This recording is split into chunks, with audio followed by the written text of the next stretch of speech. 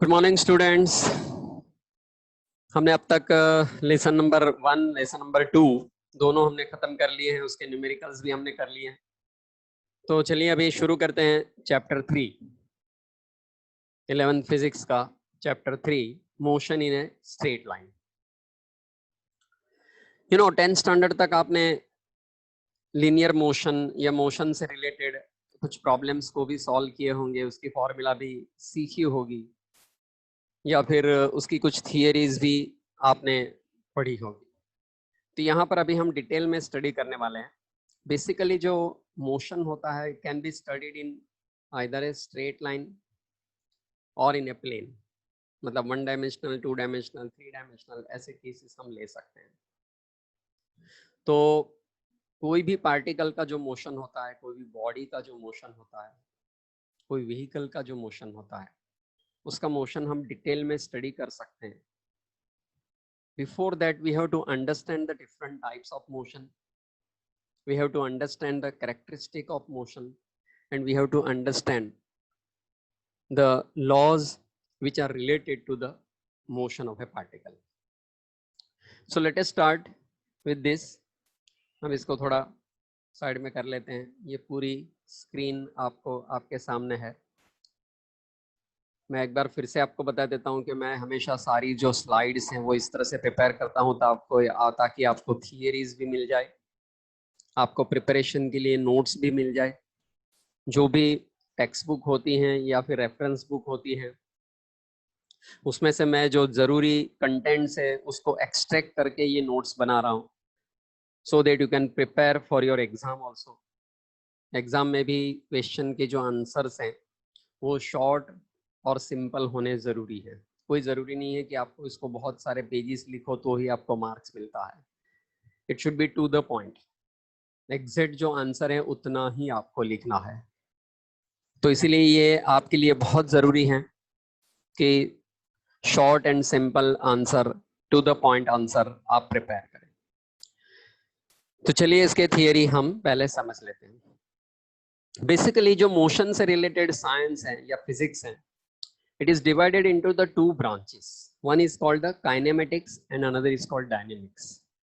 सी motion में काफी बार the scientist also came across, उन लोगों ने ये भी देखा है, समझा है कि मोशन को हम दो तरह से स्टडी कर सकते हैं। एक ऐसा मोशन है, मूवमेंट्स हैं, जिसमें कुछ क्वांटिटीज तो हमें स्टडी करनी है, लेकिन उस मूवमेंट की जो कॉजेज हैं जिसकी हमें जरूरत नहीं पड़ती है। For example that branch is called the kinematics. तो काइनेमेटिक्स और डायनेमिक्स ऐसी दो ब्रांचेस हैं। The branch of physics dealing with motion without considering its causes is called kinematics.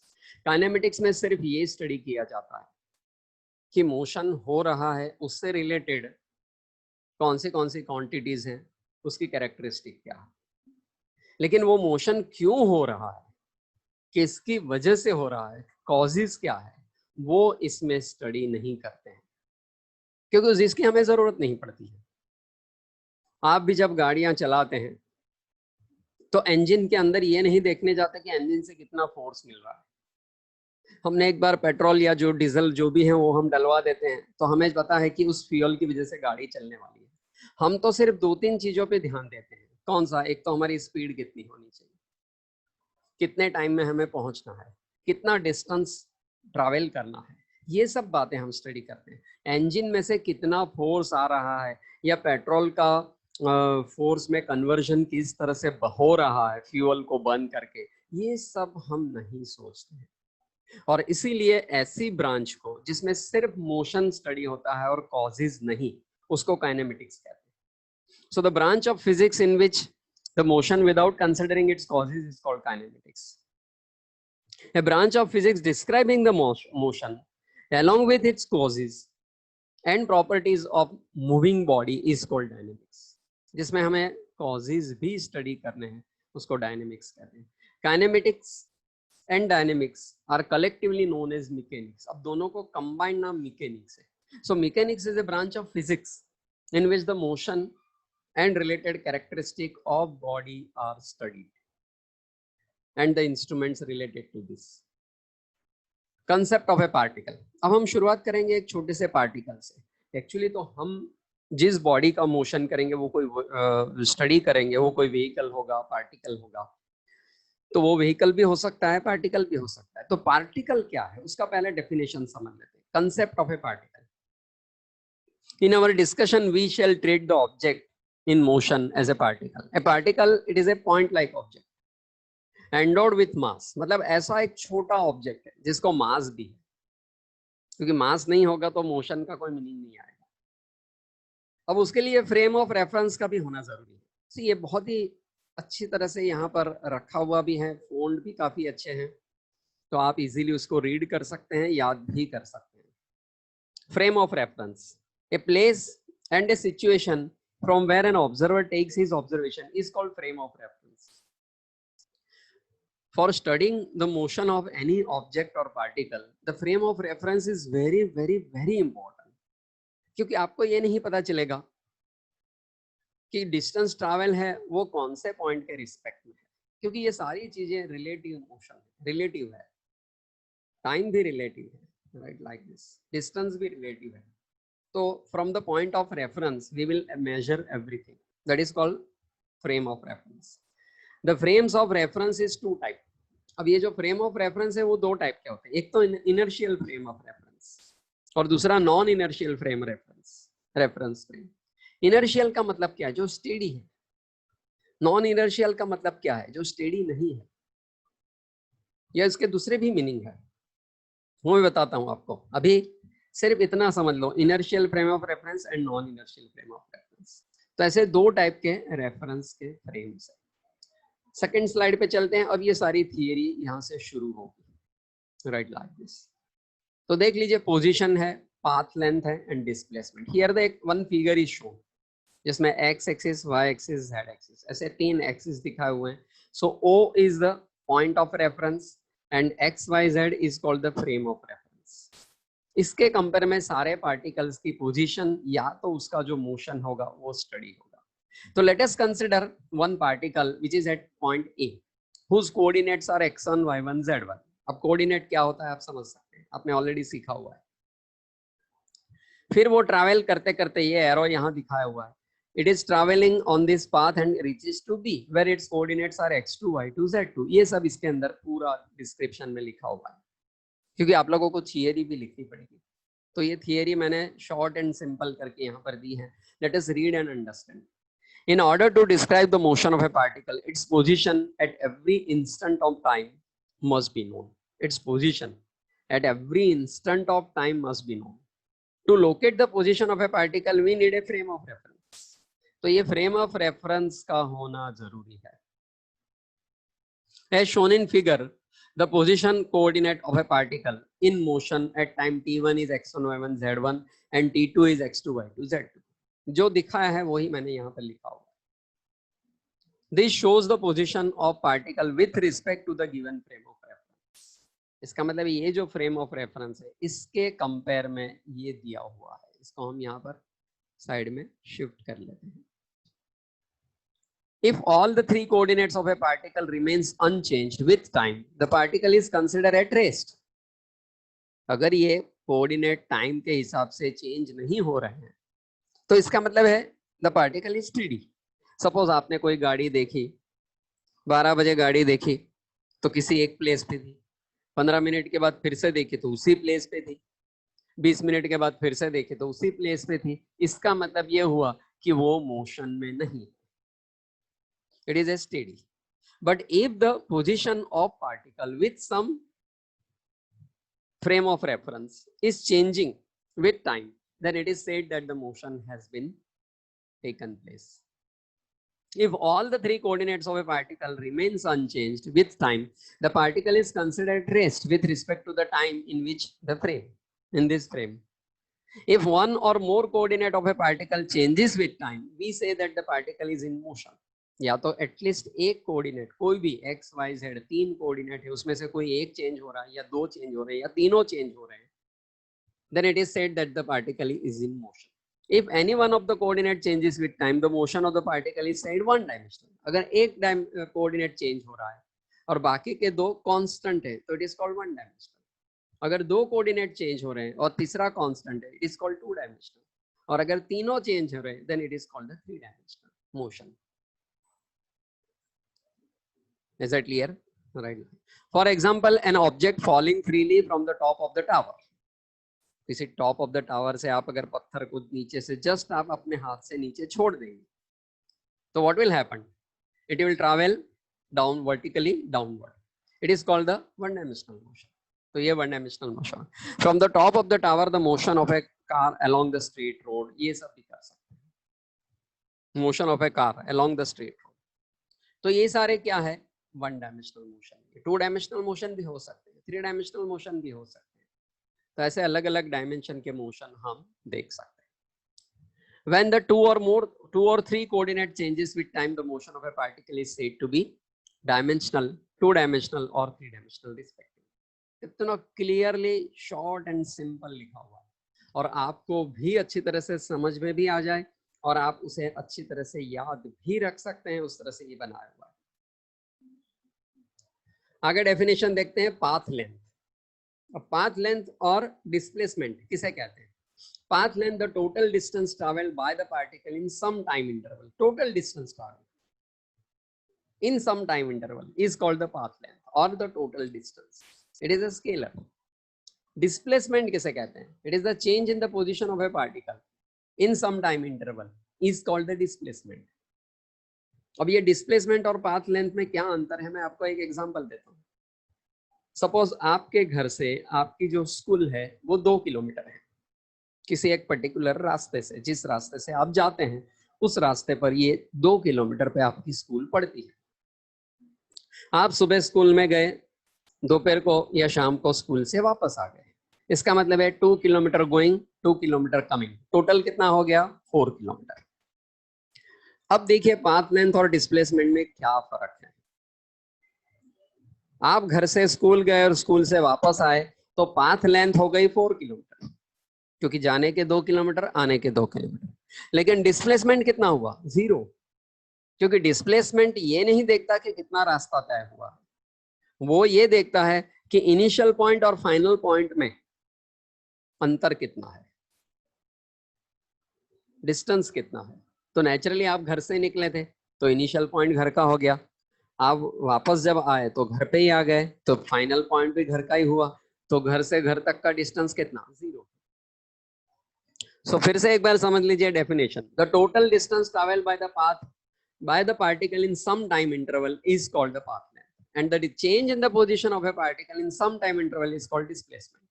If x1 and x2 be the initial, मैंने ये theory भी पूरी derive करके रखी थी, या अगर उसको एक्सप्लेनेशन देना है या कोई फॉर्मूला डिराइव करनी है तो वो भी मैंने यहाँ पर लिख के रखी है. तो आपको इसी तरह से प्रिपेयर करना.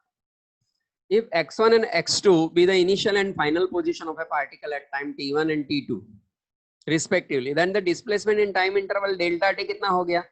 t2 minus t1, final time minus initial time. और change in position क्या हो गया? final position minus initial position. तो कितना हो गया? x2 minus x1. तो ये इसका displacement भी हो गया और path length भी हो गया. So ऐसा unit of the path length of displacement is meter. अब नेचुरली पाथ लेंथ होगा या डिस्प्लेसमेंट होगा, मेजर तो सेम ही, उसका यूनिट क्या है? मीटर. आगे बढ़ते हैं. Average speed and average velocity. Average speed and average velocity.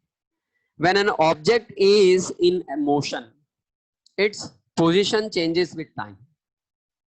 अब देख लीजिए, हमने डिस्टेंस और path length, distance travel, path length या डिस्प्लेसमेंट को डिफाइन कर लिया. अब उसकी स्पीड देखना चाहते हैं, आप कितनी स्पीड से जा रहे हैं.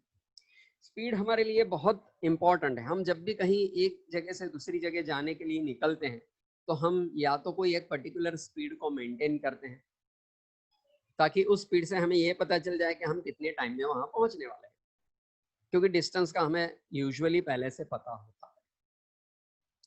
सो when an object is in motion its position changes with time. In order to study the motion it is necessary to know how fast the position of the object is changing with time. To describe this we define the quantity, it is called average speed. अब average speed का मतलब क्या है? total distance travel divided by total time taken. Total distance travel divided by total time taken. That is called the average speed. So it has taken place. It is known as average speed. It is denoted by the symbol average v. ये जो symbol है वो average v का symbol है, या तो उसको v bar भी लिख सकते हैं. Thus for a given time interval average speed is equal to path length upon time interval. बहुत ही सिंपल तरीके से लिखा हुआ है, आप इजीली उसको समझ भी सकते हैं और याद भी कर सकते हैं. Right, like this. So distance travel, average speed is equal to path length divided by time interval. If an object travels at distance delta x in delta t time, the average speed कितना हो गया? Delta x upon delta t, या तो x upon t, x distance तो t time. Average velocity is the ratio of displacement to the time interval in which the displacement occurs. अब average velocity is equal to displacement upon time interval, तो x upon l या path length upon time interval. अगर हम numerator में path length लेते हैं तो average speed मिलती है, और अगर न्यूमरेटर में आप डिस्प्लेसमेंट लेते हैं तो एवरेज वेलोसिटी मिलती है. Speed is a scalar quantity, velocity is a vector quantity. तो वेलोसिटी के लिए डिस्प्लेसमेंट चाहिए, स्पीड के लिए पाथ लेंथ चाहिए. नीचे तो देखिए टाइम इंटरवल है, क्योंकि time interval is a scalar quantity, it is not a vector quantity. तो ये x अपॉन आ गया. समझ में आ रहा है students?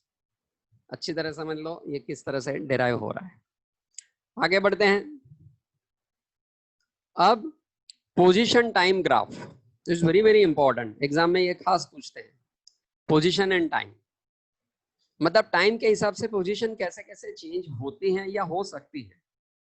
So motion of an object can be represented by a position time graph, as you have already learned it. Such graph is powerful tool to represent or to analyze the different aspect of position of an object. For motion along a straight line, say x-axis, the x coordinate varies with time and have the x to t graph, x tends to t graph.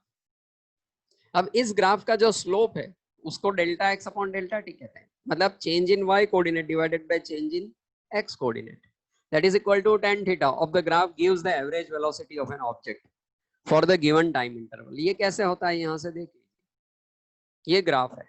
So x axis के ऊपर हमने time लिया हुआ है, Y axis के ऊपर distance लिया हुआ है. अब देख लीजिए टाइम के हिसाब से टाइम चेंज हो रहा है लेकिन पोजीशन चेंज नहीं हो रही है. This shows that the body is steady, particle is steady, it is not in the motion. So if the along with time, if the position of the body changes, then the body is said to be in motion, otherwise not. That you can easily understand. Where theta is the angle between the time axis and the line xt graph for different types of motions are shown. तो सबसे पहला case लेते हैं A, जिसमें क्या है xt graph is parallel to the time axis. देखिए parallel, time axis को पैरेलल है, मतलब एक्स एक्सिस को पैरेलल है. The object is at rest. Naturally at rest का मतलब क्या है, स्टेडी, मूव नहीं कर रहा है. As shown in figure A, ये जो ए फिगर है उसमें दिखाया हुआ है. Slope of the graph is 0, its velocity is 0. So naturally slope भी 0 है, वेलोसिटी 0 है, डिस्प्लेसमेंट 0 है.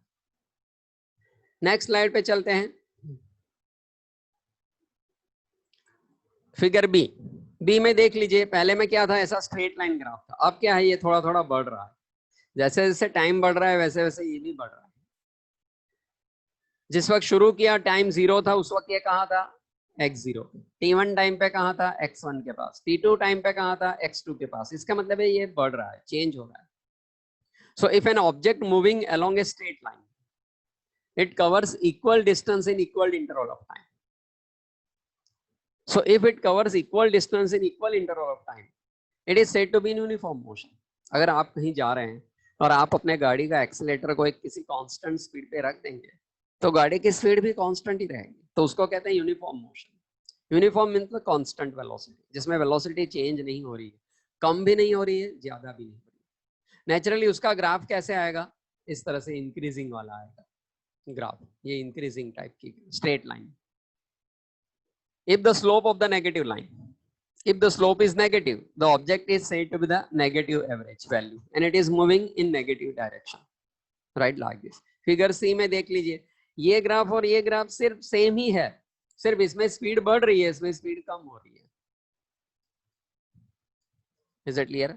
सो वैल्यू इज डिक्रीजिंग, स्पीड कम हो रही है, या तो फिर उसकी पोजीशन पास में आ रही है, पोजीशन दूर जा रही है, ऐसा। If the xt graph is a curve instead of a straight line, अब ये देखिए example, it is A curve, ये स्ट्रेट लाइन नहीं है, तो नेचुरली ये नॉन यूनिफॉर्म स्पीड है। इसकी स्पीड कैसी है? नॉन यूनिफॉर्म है। इसका मतलब है ये इक्वल स्पीड नहीं है, कांस्टेंट स्पीड नहीं है, right, like this. So figure D में ये सब दिखाया हुआ है। Is that clear? Is very important, exam में ये तीनों अलग अलग टाइप के ग्राफ पूछे जा सकते हैं, ठीक है? तो आप अच्छी तरह से ये फिगर को भी देख लीजिए। Next slide, instantaneous velocity and instantaneous speed. अब इंस्टेंटेनियस क्या है? सो टोटल डिस्टेंस को अगर टोटल टाइम से डिवाइड करेंगे तो एवरेज स्पीड मिलेगी, एवरेज वेलोसिटी मिलेगी। लेकिन किसी पर्टिकुलर पॉइंट के पास आपकी स्पीड कितनी है, ये आपको कैसे पता चलता है? तो आप जो गाड़ी चलाते हैं उसका जो स्पीडोमीटर है, जो आपके डैशबोर्ड पे या फिर अगर कोई टू व्हीलर है या फोर व्हीलर है, उसके जो फ्रंट पैनल पे लगाया हुआ है, जिससे आपको ये पता चलता है कि ये स्पीड कितनी है। आजकल तो डिजिटल मीटर आ गए हैं, तो डिजिटल मीटर में तो सीधा उसका नंबर ही आ जाता है कि अभी इतनी स्पीड से गाड़ी चल रही है। अगर आप स्पीड कम करते हैं तो वो नंबर भी कम होता हुआ दिखाई देता है, और अगर आप एक्सीलेटर देके गाड़ी की स्पीड और बढ़ाते हैं तो भी वो नंबर बढ़ा हुआ आपको पता चलेगा। तो वो जो स्पीडोमीटर है वो आपको इंस्टेंटेनियस स्पीड दिखाता है। इंस्टेंटेनियस मतलब at a given instant, instant mean second, time. So suppose a particle moving in one dimensional dimension is at position x and x plus delta x at time t and t plus delta t। मतलब t time पे वो x पे था और t plus delta t after थोड़े देर के बाद वो x plus delta x हो गया। We can get the average velocity of the particle in time interval delta t। So average velocity की ये फॉर्मूला हो गई, क्या हो गई? Displacement upon time interval. देखिए देखिए सारी फॉर्मूला भी मैंने दी हुई है, उसके यूनिट्स भी लिखे हुए हैं, तो ये आपको एग्जैक्ट पूरी इंफॉर्मेशन दे सकता है। So x upon t, we do not have the information about this velocity at different instants, theoretically infinite, of time during this interval। अब ये इसका डेरिवेशन है, इज वेरी सिंपल, देख लीजिए, मैंने स्लाइड इस पे रख दिया है, पूरी फ्रेम आपके सामने है slide. Instantaneous velocity at time t, v is equal to limit delta t tends to 0, limit delta t tends to 0, delta X upon delta T को करेंगे, अगर लिमिट अप्लाई करेंगे तो ये dx by dt हो जाएगा, मतलब small interval. So dx by dt को क्या कहते हैं? It is a derivative of x with respect to t। Derivative मतलब क्या? It is a rate of change of one quantity with respect to another quantity. It is rate of change of one quantity with respect to another quantity. तो ये कौन सी quantity का rate है? Distance का या पोजीशन का, with respect to कौन से quantity? time। so it gives a time rate of change of position with time। अब समझ में आया? so it is very simple and perfect notes are prepared। आपको भी एग्जाम में अगर 1 या 2 मार्क्स में अगर पूछें कि right and explain instantaneous velocity and instantaneous speed, आप सीधा ये नोट लिख सकते हैं, आपको फुल 2 मार्क्स मिल सकते हैं। आगे बढ़ते हैं, acceleration. If the velocity of a particle is the same for different time intervals, then it means that the particle moves with constant velocity। Naturally, constant velocity किसे कहते हैं? कि equal interval of time में equal distance travel होता है, it is constant velocity। But if the velocity changes, then the particle has accelerated motion। अब acceleration किसे कहते हैं? It is a rate of change of velocity। इसका मतलब velocity अगर चेंज हो रही है, then it is said that the particle और द बॉडी इज एक्सेलरेटेड। आपकी गाड़ी में भी जो एक्सेलरेटर दिया हुआ है उसको यूजुअली सब लोग एक्सीलेटर एक्सीलेटर बोलते हैं, लेकिन वो एक्सीलेटर नहीं है, एक्सेलरेटर है, which accelerates the body, which accelerates the vehicle. So time rate of change of velocity is called the acceleration. Let a particle be moving in a straight line। इसको थोड़ा नीचे ले लेते हैं ताकि आपको पूरा अच्छी तरह से दिखाई दे सके। चलो, so let a particle be moving in a straight line and at time t1 and t2 its velocity be v1 and v2 respectively. So t1 time पे v1 velocity है, t2 time पे v2 velocity है. Thus the change in velocity of the particle in time interval delta t is time interval कितना हो गया t2 minus t1 और velocity difference कितना हो गया v2 minus v1. हमेशा आपको डिफरेंस पता करना है तो फाइनल माइनस इनिशियल. जैसे आप कहीं 10 बजे काम से निकले, 10:15 बजे वापस आ गए, टाइम कितना लगा तो 10:15 में से 10 माइनस कर दीजिए तो 15 मिनट का time. Final minus initial. So according to the definition of average acceleration मतलब rate of change of velocity with respect to time. So A is equal to क्या मिल गया v2 minus v1 upon t2 minus t1. So delta v upon delta t. Delta v means change in velocity. Delta t means change in time. Is that clear? So average acceleration is a vector quantity. क्यों vector quantity है? क्योंकि velocity खुद vector है तो acceleration तो vector ही होना है. And its direction is in the direction of change in velocity delta v. The SI unit of acceleration is meter per second square. Velocity का यूनिट क्या था मीटर पर सेकंड, इसका unit क्या आ गया metre per second square. Units are very important, ये हमेशा आप ध्यान में रखिए. अब इंस्टेंटेनियस वेलोसिटी का ये डेरिवेशन है, दिस इज वेरी इंपॉर्टेंट. अगली स्लाइड फिर से देख लीजिए. ये पूरा आपको 2 मार्क्स में पूछ सकते हैं या 3 मार्क्स में पूछ सकते हैं. डिफाइन एंड एक्सप्लेन एक्सेलरेशन, तो आपको ये पूरा लिखना है. इंस्टेंटेनियस एक्सेलरेशन देखिए definition wise A is equal to delta V upon delta T तो था ही इसकी अगली स्लाइड में. अगर ये delta V upon delta T को हम लिमिट t टेंड्स टू 0 कर दें या डेल्टा t टेंड्स टू 0 कर दें then it becomes the dv by dt. जैसे पहले dx by dt बना था, अब ये dv by dt हो गया, राइट लाइक. सो अब v की वैल्यू फिर से dx by dt है तो d by dt ऐसे ही रहने देते हैं और उसमें v की जगह क्या रख देते हैं dx by dt रख देते हैं तो ये डबल हो गया d square x by dt square हो गया. So it is A second derivative of displacement. So distance का या डिस्प्लेसमेंट का अगर फर्स्ट डेरिवेटिव करेंगे, ये रहा फर्स्ट डेरिवेटिव, तो वेलोसिटी मिलेगी और सेकंड डेरिवेटिव करेगा तो एक्सेलरेशन मिलेगा. क्यों ऐसा है? क्योंकि velocity is rate of change of distance with respect to time and acceleration is rate of change of velocity with respect to time. So double rate of change of हो गया. So in other words, second derivative of position with respect to time is acceleration of particle. This is very important sentence. हम फिर से एक बार आपको बता देते हैं कि मैंने सारी नोट्स में सिर्फ उतने ही सेंटेंस या इवन इक्वेशन को इंक्लूड किया है जो बहुत बहुत जरूरी है उस थियरी के लिए. कोई एक्स्ट्रा या अनवांटेड सेंटेंसेस मैं कभी इंक्लूड नहीं करता.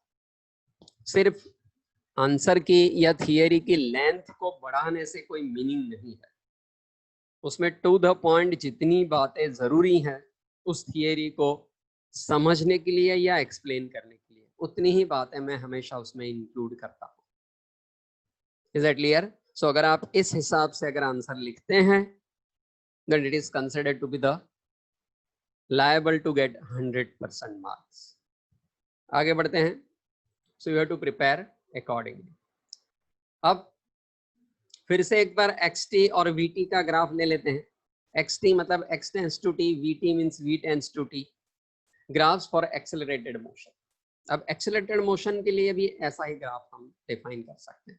The second derivative of position x with respect to time t is acceleration. The second derivative of function is directly related to the curvature of the graph of the function. In xt graph, the point at which the graph is more curved, the value of acceleration d square x upon dt square is equal to a is more, and point at which the graph is less curved, d square by dt square is equal to a is small.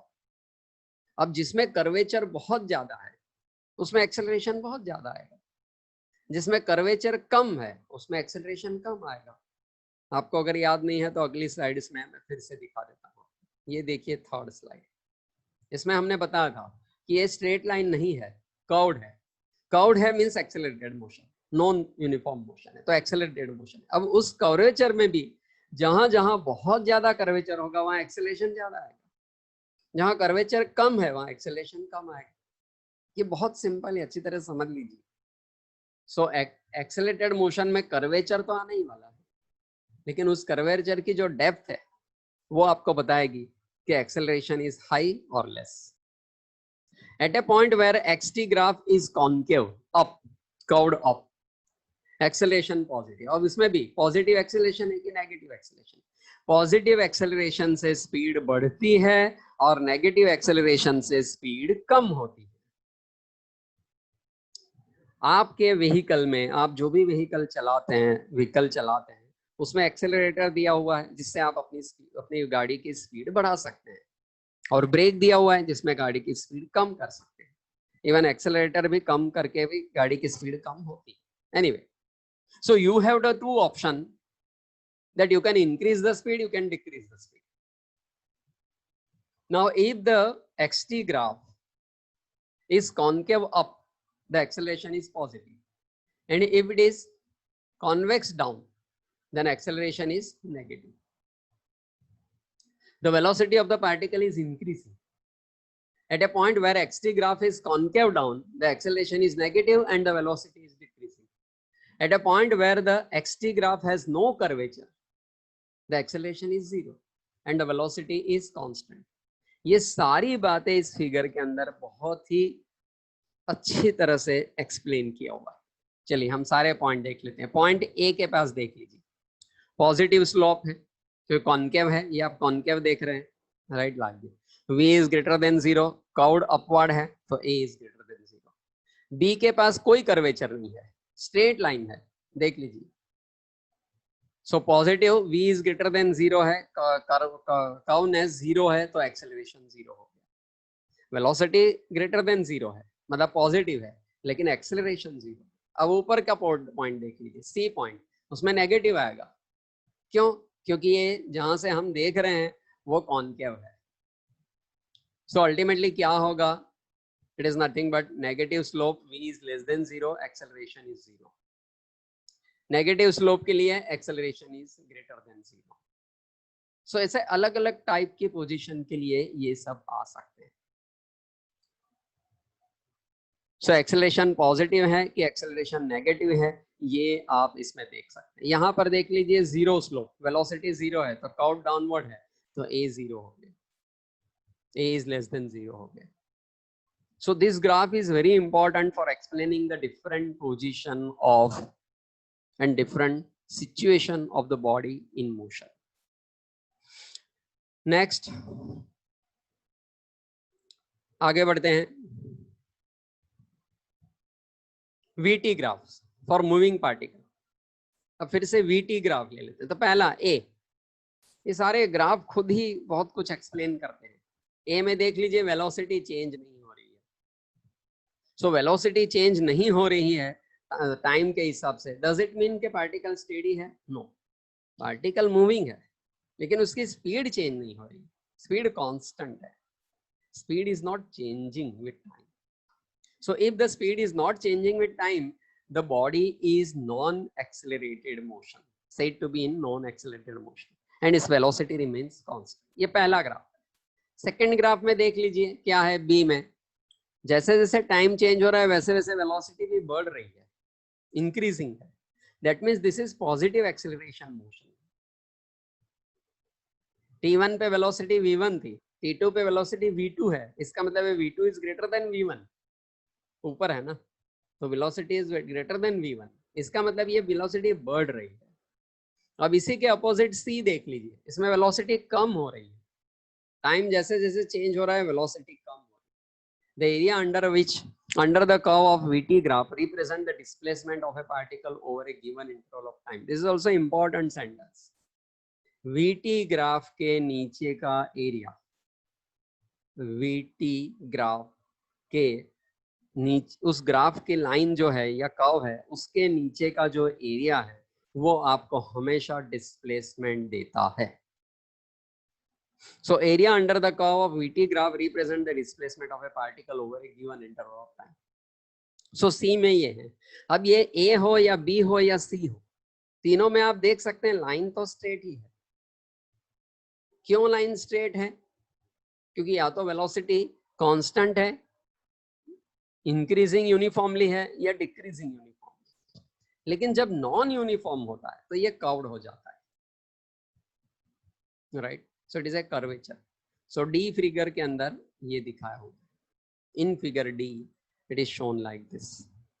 अब इसके explanation तो आप खुद ही समझ सकते हैं, इसको हर एक फिगर को फिर से एक्सप्लेन करने की जरूरत नहीं है।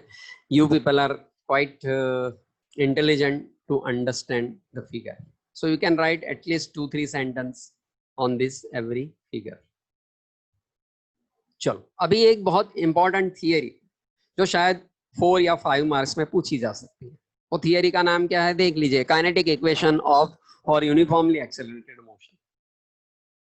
10th स्टैंडर्ड में शायद ये सारे इक्वेशंस आपने यूज भी किए होंगे। v is equal to v0 plus at, x is equal to v0 t plus half at square, then x is equal to v square minus v0 square upon 2a। ऐसे सारे equations आपने देखे होंगे, use भी किए होंगे और उसके बेस पे न्यूमेरिकल्स भी सॉल्व किए होंगे। अब हम यहाँ पर ये पूरी थियरी देखेंगे कि ये सारे इक्वेशंस आते कैसे हैं, डिराइव कैसे होते हैं। So that is what called the kinematic equations for uniformly accelerated motion। तो उसके लिए हमने एक पूरा ग्राफ ही सिलेक्ट कर लिया, x एक्सिस के ऊपर टाइम लिया हुआ है, y एक्सिस के ऊपर वेलोसिटी लिया। Suppose t is equal to 0 है, ये देख लिया t इज इक्वल टू 0 है, उस वक्त कोई एक पार्टिकल v0 वेलोसिटी से स्टार्ट कर रहा है, तो ये स्टार्टिंग a पॉइंट है। यहां से ये उसकी वेलोसिटी को बढ़ाते बढ़ाते बढ़ाते ये b तक पहुंच गया। किस टाइम पे t इज इक्वल टू 0 पे शुरू किया था और t is equal to t time पे उसकी वेलोसिटी कितनी हो गई, v हो गई। इनिशियल वेलोसिटी कितनी थी, v0, फाइनल वेलोसिटी कितनी, v। इनिशियल टाइम क्या था 0, फाइनल टाइम क्या था t। चेंज इन टाइम कितना, चेंज इन वेलोसिटी कितना हुआ, v minus v0, and change in time कितना हुआ, t माइनस 0। तो ये सारी बातें हम अभी नोट कर लेते हैं। So suppose a particle is moving with a uniform acceleration a along a straight line in x direction. Let at t is equal to 0 the velocity of the particle be v0, and at t is equal to t the velocity of the particle be v। The velocity time graph for this motion is shown in the figure। तो ये figure में आपको दिखा रहा हूं। अब हम derivation करते हैं, तो पहले तो एक्सप्लेनेशन एक्सेलरेशन की डेफिनेशन लिखते हैं। अब इस फिगर की इतनी खास जरूरत नहीं है, तो इसके ऊपर मैं इसको इंपोज कर देता हूँ। अब what is the definition of acceleration, it is a slope of line AB। देख लीजिए लाइन AB का ग्राफ, स्लोप। स्लोप किसे कहते हैं, change in y coordinate divided by change in x coordinate. ये y कोऑर्डिनेट का चेंज और ये x कोऑर्डिनेट का चेंज। तो y कोऑर्डिनेट का चेंज कितना हुआ, v माइनस v0, और x कोऑर्डिनेट का चेंज कितना हुआ, t minus 0। So ultimately v minus v0 is upon t, और इस तरफ a है, t को इस तरफ ले लीजिए, तो at is equal to v minus v0 और v is equal to v0 plus at। बहुत ही स्वीट एंड सिंपल तरीके से मैंने इसको डिराइव करके रखा हुआ है, कोई ज्यादा एक्स्ट्रा सेंटेंसेस लिखे नहीं है, ताकि उसके कोई आंसर की लेंथ को बढ़ाने की कोई कोशिश नहीं की गई। और आप भी एग्जाम में ना ही करें तो अच्छा है। Now displacement of a particle during the time t is equal to the area of region OABCD in VT graph. तो ये एरिया देख लीजिए, यहाँ पर दिखाता हूँ, कौन सा, OABCD ये है OABCD इन VT ग्राफ। तो ये पूरा एरिया, अब ये पूरा एरिया में दो एरिया है, ये एक स्क्वायर है जैसा दिखाई दे रहा है, या रेक्टेंगल जिसे आप समझ सकते हैं, और ये एक triangle, right angle triangle. Square मतलब लेंथ इनटू ब्रेथ, और ट्रायंगल मतलब कितना हो गया, हाफ बेस इनटू हाइट। तो बस ये दोनों तरह से इसको टोटलिंग कर देते हैं। So total area x is equal to area of triangle OACD, हाँ OACD ये जो स्क्वायर है येलो कलर का, और एरिया ऑफ ACD ये ब्लू कलर का। अब ये लेंथ इनटू ब्रेथ है, तो ये रहा, इसमें ये इसका आंसर यहाँ लिखा हुआ है। So v0 into T plus half AT square, half base into height. तो बेस कितना है, v माइनस v0, हाइट कितनी है t, राइट लाइक दिस, मतलब height is v minus v0, base is t। तो ये ऑटोमेटिकली क्या आ गया, x is equal to v0 t plus half AT square. तो ये इस तरह से बनता है। तीसरी फॉर्मूला डिराइव करते हैं। अब क्या करेंगे, putting v minus v0 is equal to a, इसके अंदर रख देते हैं। तो x is equal to v0 t plus half vt minus half vt 0 square t। x की जगह ये भी रख सकते हैं एवरेज वेलोसिटी इनटू टाइम, तो फिर ये सारे घूम फिरा के ये सब आ जाएगा। वो तो आप इक्वेशन पर से डिराइव कर सकते हैं, it is a matter of mathematics. आप टर्म्स को इधर उधर करके ये फॉर्मूला डिराइव कर सकते हैं। So x is equal to V square minus V zero square upon 2a, ये भी ले सकते हैं, या 2ax is equal to V square minus V zero square. Is it clear? So ये थियरी यहाँ तक कंप्लीट होती है। ये पूरी थियरी को आप देख लीजिए, ये पूरा 3 या 4 मार्क्स में पूछा जा सकता है, उसमें ये फिगर भी आ जाएगी। Is it clear? Now kinematic equation for freely falling body. अब ये सारे इक्वेशन में भी फ्रीली फॉलिंग बॉडी है, तो फ्रीली फॉलिंग बॉडी में क्या क्या इंपॉर्टेंट चीजें होती हैं वो समझ लो। फ्रीली फॉलिंग किसे कहते हैं? जिसकी इनिशियल वेलोसिटी 0, पहली बात। दूसरी बात यह है कि ये वन डायमेंशनल मोशन है। तीसरी बात यह है कि फ्रीली फॉलिंग बॉडी में बॉडी ऊपर से नीचे आती है, और वो भी स्ट्रेट, वर्टिकली डाउनवर्ड। तो नॉर्मल मोशन के अंदर जिसे हम डिस्टेंस ट्रैवल कहते हैं, इसमें भी डिस्टेंस ट्रैवल ही है, लेकिन इसको हम हाइट कहते हैं या लेंथ कहते हैं। So acceleration produced in the object due to the Earth's gravitational force is known as acceleration due to gravity. This acceleration is in a downward direction. और एक important बात, फ्रीली फॉलिंग बॉडी में जो acceleration है वो gravitational acceleration आ जाएगा। उसमें भी ग्रेविटेशनल एक्सेलरेशन का एक्चुअल डायरेक्शन डाउनवर्ड है। तो अगर डाउनवर्ड डायरेक्शन का कोई मोशन होगा तो हम जी को पॉजिटिव लेंगे, और अपवर्ड डायरेक्शन का मोशन होगा तो जी को नेगेटिव लेंगे। जी इज व्हाट? Gravitational acceleration. उसकी वैल्यू 9.8 है, आपको पता है, आपने बहुत बार यूज भी की होगी। So consider the upward direction to the along the positive y direction, then due to the gravity will be in negative y direction. Therefore by putting a is equal to minus g in equations of motion, so v is equal to v0 minus gt. ये कैसे आ गया, समझ में आ रहा है? आगे जो equation था ये रहा, v is equal to v0 plus at, उसमें एक ही जगह क्या रख दिया? माइनस g, तो ये आ गया माइनस gt। सिमिलरली बाकी सारे इक्वेशन में एक ही जगह माइनस जी रख दो, तो ये सारे इक्वेशंस फिर से आपको मिल जाएंगे। सो y is equal to v0t minus half gt. For free fall the initial velocity will be 0, तो v0 0 हो गया। For free fall yt and vt and at graphs are shown in the figure. अब free fall के लिए ये सारे graphs ऐसे आते हैं, देख लीजिए। ए कौन सा ग्राफ है? yt। बी कौन सा है? vt है। वेलोसिटी देखो इंक्रीज हो रही है बट डाउनवर्ड डायरेक्शन, और एक्सेलरेशन कांस्टेंट है। ये हमेशा कांस्टेंट रहेगा, क्यों? क्योंकि ग्रेविटेशनल एक्सेलरेशन का भी चेंज नहीं होता है, वो हमेशा कांस्टेंट रहता है। Is it clear? तो ये इस तरह से तीनों फिगर्स आपके सामने। This is very important students, ये हमेशा 2 या 3 मार्क में पूछा जाएगा। आगे बढ़ते हैं, may be the last topic, relative velocity. Motion is a relative concept. अब रिलेटिव वेलोसिटी क्या है? So velocity of one object with respect to another object is said to be the relative velocity. For same direction, the velocity, relative velocity Vr is equal to Va minus Vb. While for opposite direction, it is Va plus Vb. मतलब कोई दो object हैं, दोनों object अलग अलग speed या velocity से move कर रहे हैं, और दोनों अगर सेम डायरेक्शन में,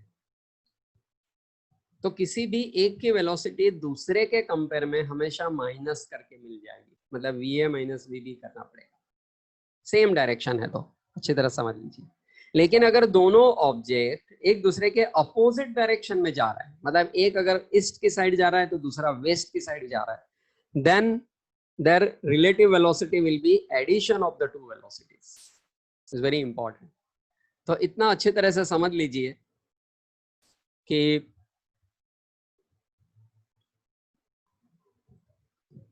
रिलेटिव वेलोसिटी में हमेशा ये इस तरह से आंसर आएंगे।